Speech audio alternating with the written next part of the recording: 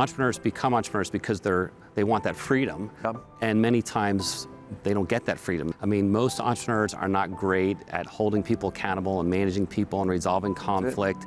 They're better at creating value and bigger relationships and inventing. Yep. For those of you who are listening and may not know me, I'm Chad Johnson, and I'm just super excited to be here with Alec Broadfoot, who's not only a friend and a client. And Alec, give me the 2-3 minutes. Bill, who's Alec Broadfoot?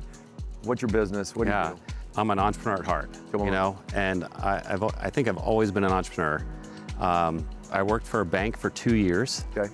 Lots of cubicles, lots of boring suits and ties, and I had an opportunity when I was 25 to buy a small business. And since I've been 25, I'm 52, 53 right now. Come on. And I've been an entrepreneur ever since. So I lead a company called VisionSpark, and we are all about helping entrepreneurs have a self-multiplying company. And so what we do is we help them find and hire the right leaders that match their culture, that's gonna help elevate them and scale for the long term. The coach, one of the most fundamental concepts, right, is unique ability. And we talk a lot about that, right? Staying in your lane. And the only way you can do that as an entrepreneur is to align with others, right? Unique ability, teamwork. We start with self-managing. We sit there and go, boy, if I can become self-managing, then to become self-multiplying.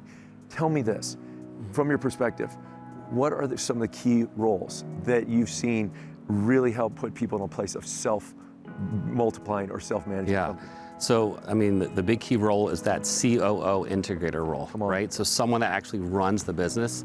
I mean, most entrepreneurs are not great at holding people accountable and managing people and resolving conflict.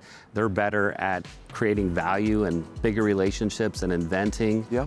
And so why would you take someone it's not your unique ability to do that? You're spending your time and energy and all that trudgery. So that's a key position. Yeah. Having a phenomenal executive assistant is another key one, right? Huge. So, I mean, what do we say at Coach is if you don't have an assistant, you are the assistant, right? That's right. So those are some key players. And then really having a full leadership team. You know, when you can invest in leaders that, you know, like for example, this year I invested in hiring a VP of sales and marketing for my company. And so now I'm not the only one that worries about top line, right?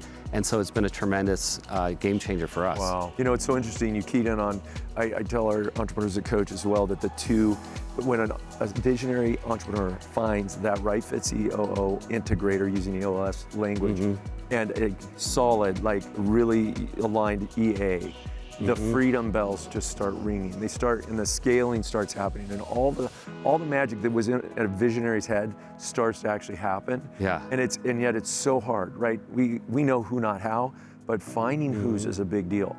That's what your company is doing, right? I've been in business 13 years. 13 years. I've been in strategic coach 6 years. It's been the best 6 years of my life. So yeah. So good.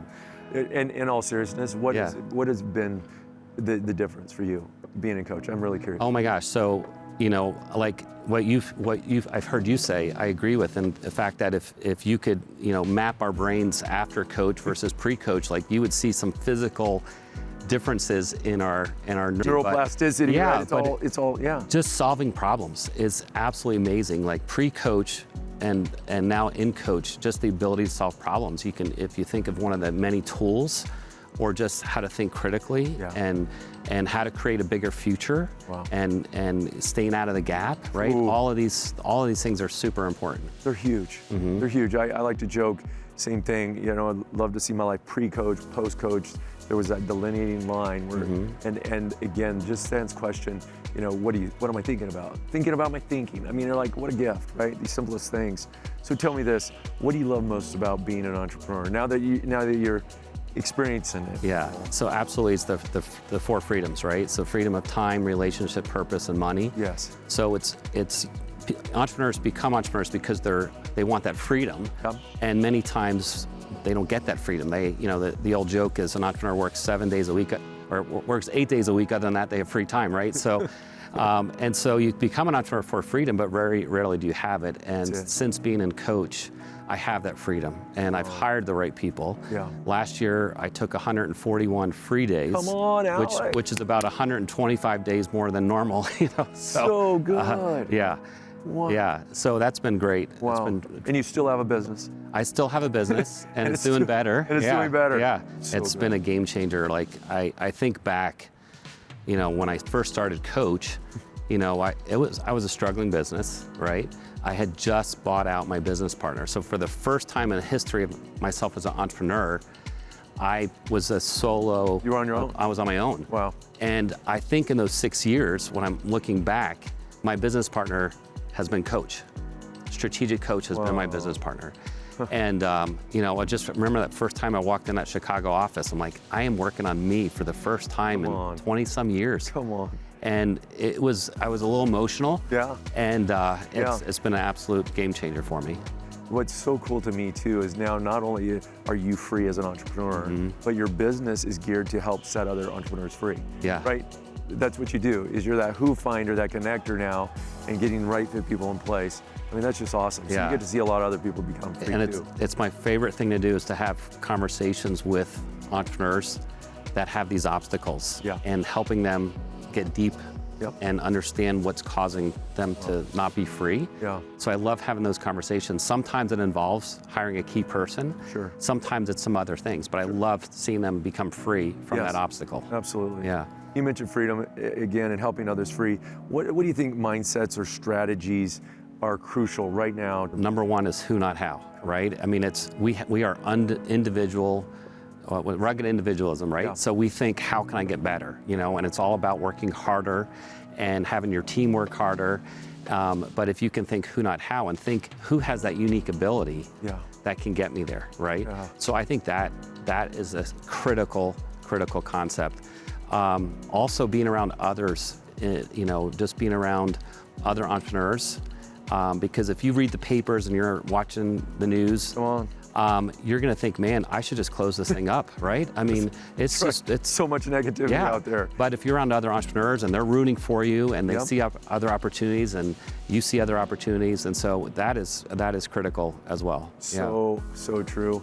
It's interesting. Dan said something to the effect at one point that being around people who are doing extraordinary things makes those seem ordinary. Yeah. And I feel like that's what Coach does for me every quarter, is when I come back to the fact that, oh my gosh, she's doing this, he's doing that.